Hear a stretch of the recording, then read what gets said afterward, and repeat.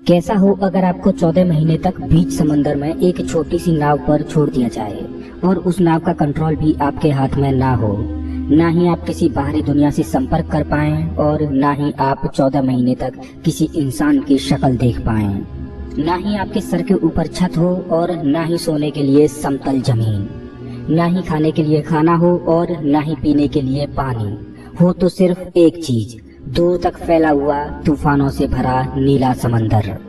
कैसे सरवाइव कर पाओगे आप, और क्या आप इन भीषण परिस्थितियों में सरवाइव कर पाओगे?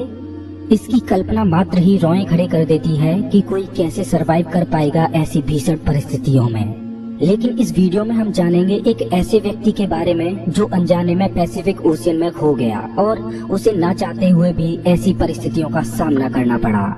आखिर क्या है सैल्वाडोर एल्वरंगा की कहानी?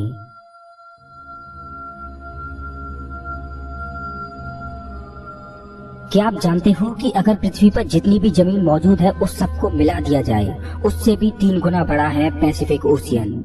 अगर यहाँ पर इस ओशियन में कोई खोता है तो इस बात के बहुत कम चांस हैं कि उसको ढूंढा जा सके। सैल्वाडोर एल्वरंगा मैक्सिको का रहने वाला एक मछुआरा था। वो पैसिफिक ओशियन से मछली पकड़कर अपने परिवार का गुजारा कर रहा था।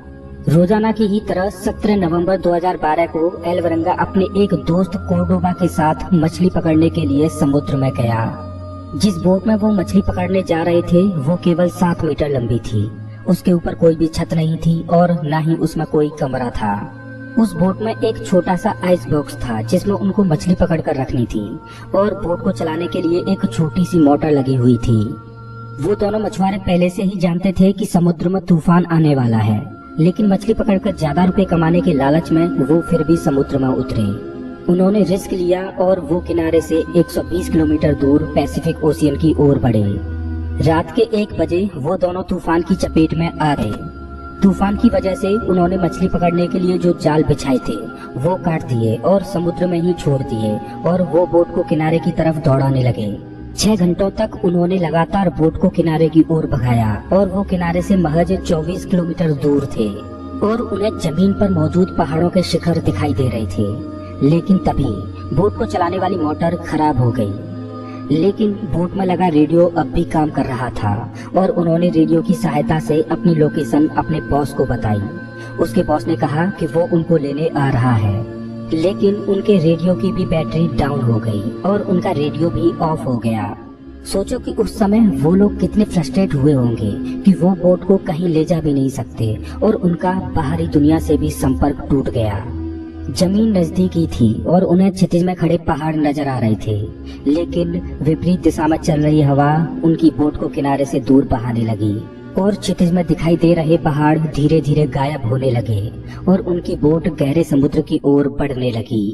उनके बॉस ने उन्हें ढूंढने के लिए सर्च टीम भेजी और उन्होंने 4 दिन तक उन दोनों को खोजने की कोशिश की, लेकिन वो कहीं नहीं मिले।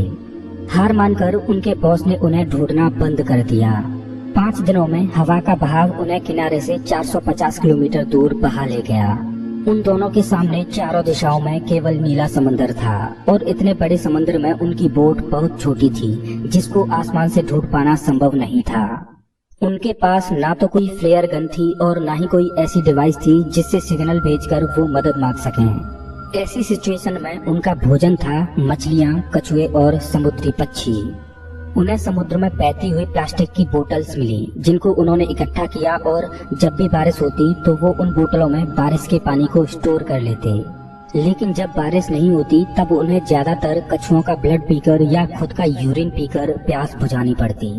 सोचकर देखो कि उस समय उन दोनों को कैसा लग रहा होगा कि दिन प्रतिदिन गुजर रहे हैं और वो दोनों एक छोटे से बॉक्स में हैं और वो अपना समय काटने के लिए मछलियां पकड़ते हैं, एक दूसरे से बात करते हैं, रोते हैं, हंसते हैं और अपने घर वालों को याद करते हैं और उम्मीद करते हैं कि शायद उन्हें कोई खोज ले। ऐसे ही 4 महीने गुजर गए, लेकिन अभी तक उनको किसी ने भी नहीं खोजा।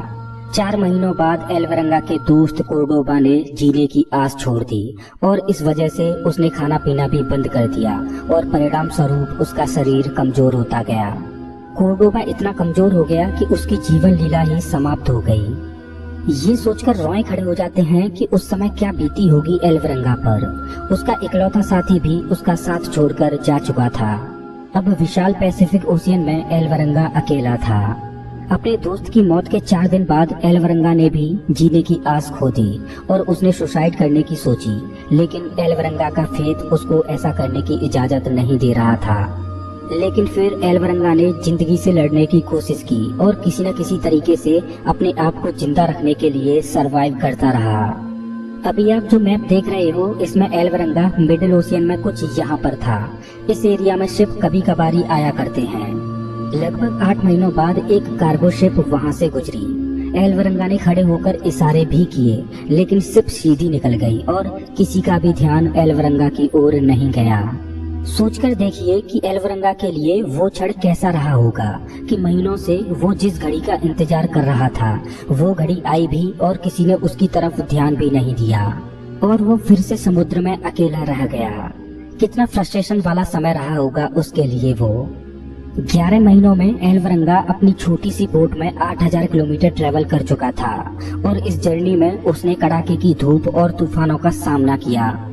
फाइनली 30 जनवरी 2014 को उसे पानी में तैरते हुए नारियल दिखाई दिए और आसमान में उड़ते हुए पक्षी दिखाई दिए। एल्वरंगा समझ गया कि जमीन आसपास ही है और उसे एक आइलैंड मिला। एल्वरंगा ने बोट से जंप किया और तैरते हुए उस टापू पर पहुंच गया। 438 दिनों तक पानी में रहने के बाद उसे जमीन पर रहने का सौभाग्य प्राप्त हुआ। उस टापू पर उसे एक घर नजर आया और उसने घर का दरवाजा नॉक किया। ये लम्हा एल्वरंगा के लिए सबसे खूबसूरत लम्हों में से एक था, जिसमें उसकी इतने महीनों बाद किसी इंसान से मुलाकात हुई। वो टापू समुद्र के बीचों बीच था। अगर वो उस टापू को भी मिस कर देता तो आगे उसको 5000 किलोमीटर के बाद ही जमीन नसीब हो पाती और उसको 240 दिन और लग जाते वहां तक पहुंचने में। बाद में एल्वरंगा अपने घर आया और उसने अपनी इस जर्नी की किताब लिखी। जाने अनजाने में एल्वरंगा ने समुद्र में 438 दिनों तक रहने का एक ऐसा रिकॉर्ड बना दिया जिसको कोई भी इंसान तोड़ना नहीं चाहेगा। एल्वरंगा की इस कहानी से हमें बहुत बड़ी सीख मिलती है कि हमें कभी भी आस नहीं छोड़नी चाहिए। भले ही मंजिल कितनी ही दूर क्यों न हो, लेकिन धीरे धीरे कदम बढ़ाने से वो एक दिन मिल ही जाती है। अगर एल्वरंगा के उस दोस्त ने आस नहीं छोड़ी होती तो शायद वो भी आज जिंदा होता। दोस्तों, अगर आपको ये वीडियो पसंद आया हो तो लाइक करें और ऐसे ही मजेदार वीडियोज के लिए चैनल को सब्सक्राइब करें, साथ ही बेल आइकन दबाएं।